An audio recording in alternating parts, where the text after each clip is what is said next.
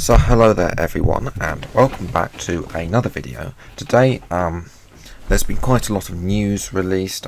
First of all, we've had our first gameplay of the 2018, which is earlier than last year because it was at E3 last year that we got our first gameplay, but this is also the first visuals. You can see now how, first of all, the gameplay you can see on your screens now is Charles Leclerc. They set him up with a rig in Azerbaijan, and obviously they took him out in the Sauber, which is good because that's the car I'm going to be driving in career mode. So you can see that the halo is not actually that bad. Lock up there from Charles there into one of the corners I forget the name of, but visually speaking, if I was to compare 2017, it's not really too difficult. But one thing is confirmed from this gameplay: a new feature, one feature that I've been screaming for since they got rid of KERS back in F1 2014. ERS, as it's also called. The new ERS system is going to be in the game. That is definitely confirmed. We'll look at the press link in a moment, but this is a lap of Leclerc's. He talks you through his lap itself, but that is just some gameplay from the replay cameras. So we haven't actually seen any user interface situations yet from the actual video. Obviously, it's a work in progress as well. But yes, Charles is actually there, and obviously you can see the visuals. It actually looks more detailed, and there you go, make headlines. So that is the first bit of gameplay from F1 2018. So now let's move on to the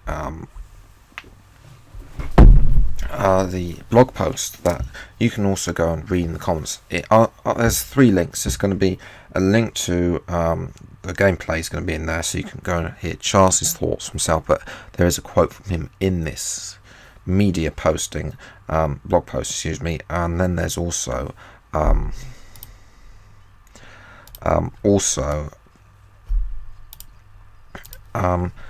there's also going to be a link to the so the YouTube video, the blog, and then the leak, the couple of leaked features, potentially leaked features, which I'll go through all of them later on in the video.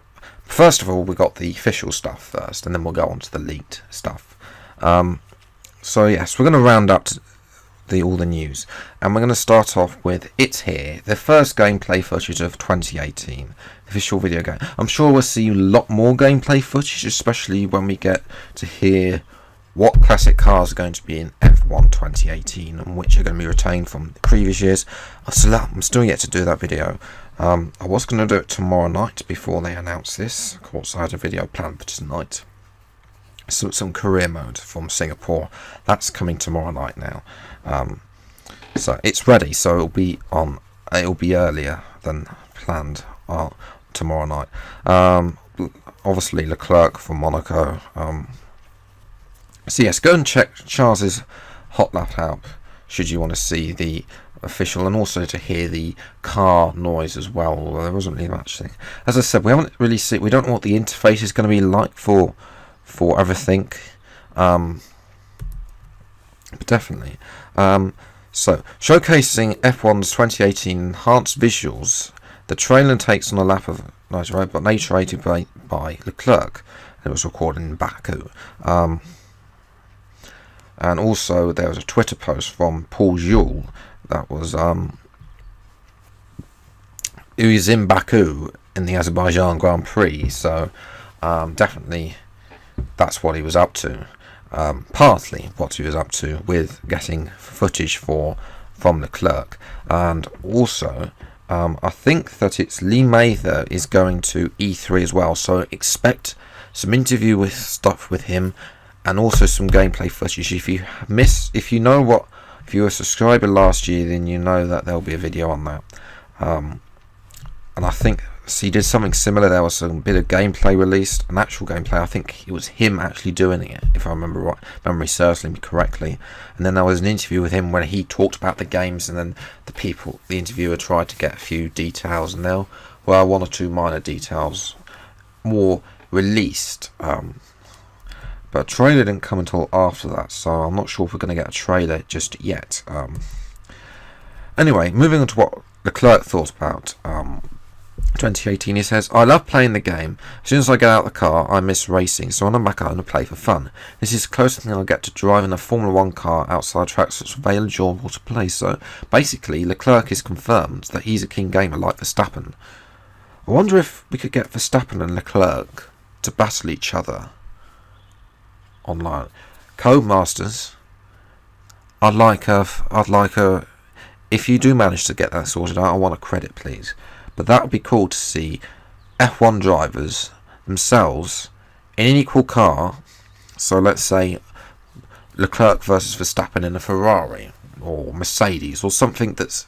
So you're in the same car, just them two. Let's see what they can do. On the recreation of Monaco in 2018, Charles, first of all, was made at how realistic the scenery was. Well, I like to say that Monaco is realistic-ish, so it's good to see that they've improved. I know that some circuits were lacking more than others, Monaco, so if they refresh Monaco, then that's a good thing, I think.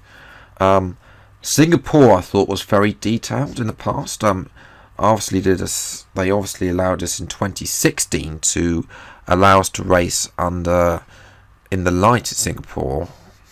Previously you couldn't, so they did a lot of detail for that, and I think they've been building on that ever since. So apparently he says it's well done. He's born and lived in Monaco, so I'm going to take his word for it. It says my favourite part of the last sector because there's a great rhythm to the drive there. So again, I don't know what the 2018 cars are going to be handling like or anything like that, but hopefully we can all get a copy of the beta, and hopefully eventually Codemasters will allow it to be an open beta instead of a closed one. But anyway, moving on, there's a few more things the observant of you will have noticed. One of which is the visuals, and we sat down with Stuart Campbell, who's the new art director. So they've got a new art director to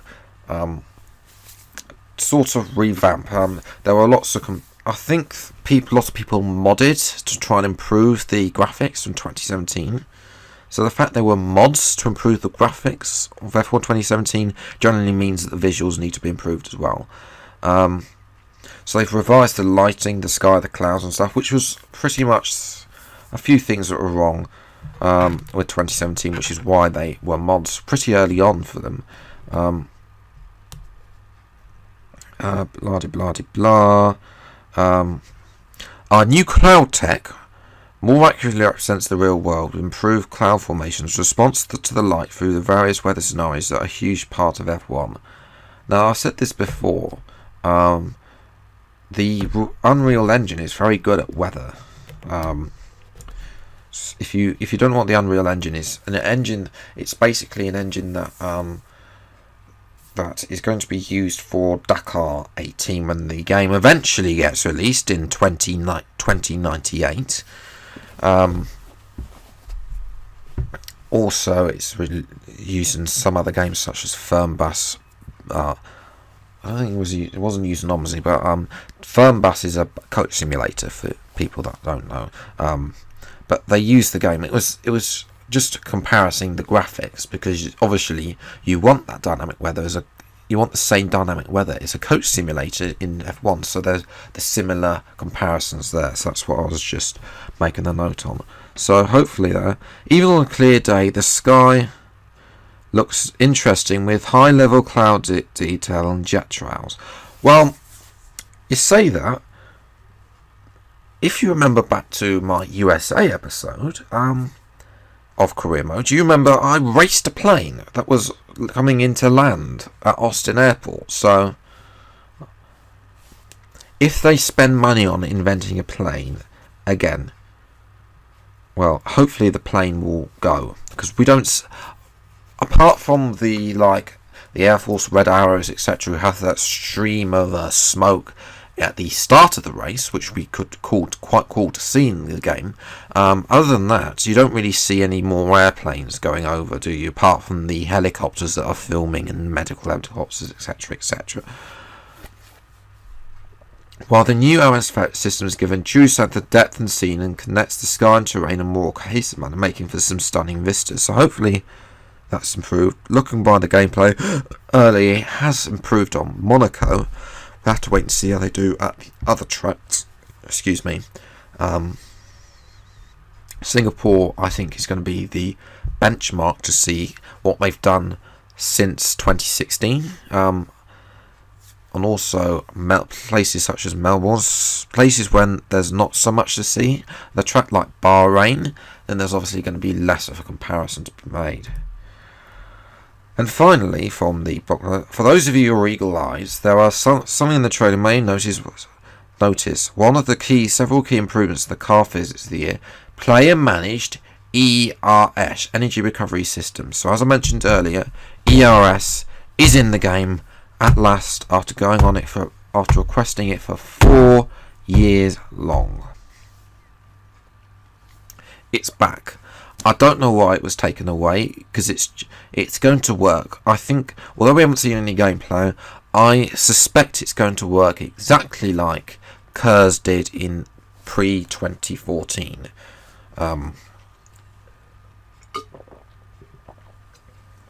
Excuse me. And Lee Mather, who's obviously going to E3, the inclusion of a player-managed ERS has been added to the vehicle physics for 2018, to strive to give as authentic recreation as sport as possible. Augmenting the powerful internal combustion engine, the player will have multiple deployment modes to choose from. So there's going to be that suggests there's actually going to be more than the original ERS. So I think that suggests it's going to be more like the Assetto Corsa version, where you've got more deployable modes, as opposed to the Motorsport Manager version of ERS, where it's just a button that says on and off. So let's wait and see. The inclusion of ERS will not only give the player an authentic Formula 1, but to serve and create even more varied and exciting races. So also the AI will have to use ERS as well, so that'll be interesting to see. Player managed ERS and a strong visual aren't the only visual improvements. There's more classic cars, I've already mentioned them, and a career mode is being expanded to immerse you further into the world of F1, etc. We'll have more F1 2018 headlines soon, including the reveal of the classic cars. So, that is it from the blog. So that's ERS is confirmed as being in the game, the first sort of ERS stuff in the game, and since the regulations were announced in 2014, and the first sort of ERS powered type thing since 2013, that is coming back. Now, let's have a look at some leaks. Right, and the final part of this video is to bring you up on some leaks. This is from a website called GameStop, who have the F1 2018 version of the game available. Obviously, this is an American site, but yes, let's go through everything that there is. There's a lot to explain what that means. Time pressured press interviews. So first, time pressured press interviews. That means that you will have 1 minute to answer the press. After that, that basically, so what I was saying is, it's a bit like The Journey. So you have you have a limited amount of time to think of your answer. You don't have to be able to spend all day going to have a cup of tea or some go and have a 3-course meal, you have to answer within that thing. Obviously, it's to try and get your initial emotional response after you've raced, or I think in the journey after you played the match. That's what is on your mind. That is what they want to try and get out of you. Expanding paddock locations interactions. Well, obviously, the press area is going to be a new location somewhere within the paddock. They have like this paddock ring where they have to interview the drivers. Interactions, I don't know. Maybe we'll have to wait and see. Maybe we'll start seeing Chris a little bit more down in the garage, or maybe we'll actually even see Jeff. As I said in one of my previous game idea, well, the only game idea video, but be able to see Jeff in person for once. I mean, I know in one of the recent episodes he has a chat to Chris. He doesn't actually appear on my Xbox recordings for some reason. Hopefully he can actually make an appearance on my Xbox recordings for career mode. If not, then I will definitely raise that as a fault this year with the game. Pursue driver contracts. Now, as far as I understand, this is an hour of idea where you can go and ask to be a driver. You can go and ask Red Bull, if you're a Toro Rosso driver, to drive for them. I suspect that also includes pursuing to be number 1 driver in the team instead of being the second driver. And that, I think, links with the next one. Determine your championship rival. Your championship rival could be the person you're trying to replace.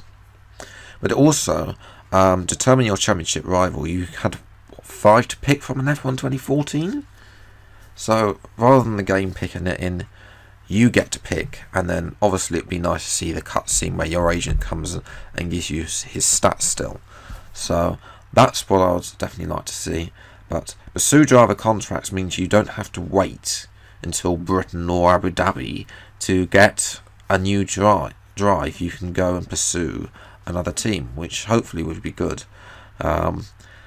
Manage your reputation.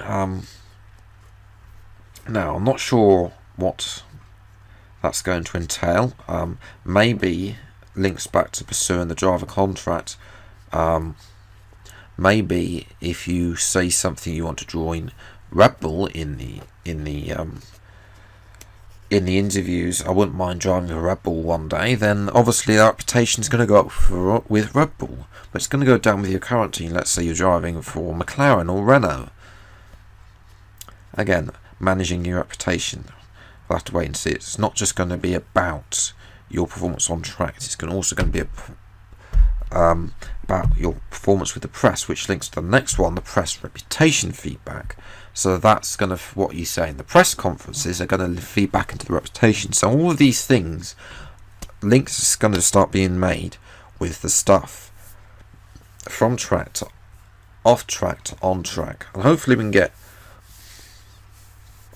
the R&D points can be adjusted.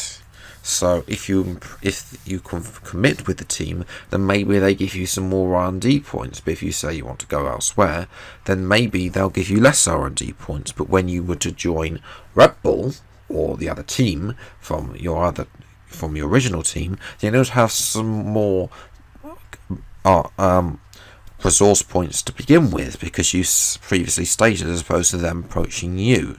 So that could be something to an idea to toy with, but that's not mentioned here. Expanding pre/post-race course broadcast speech. We've already seen a little bit of this with personalization being mentioned previously in my previous video.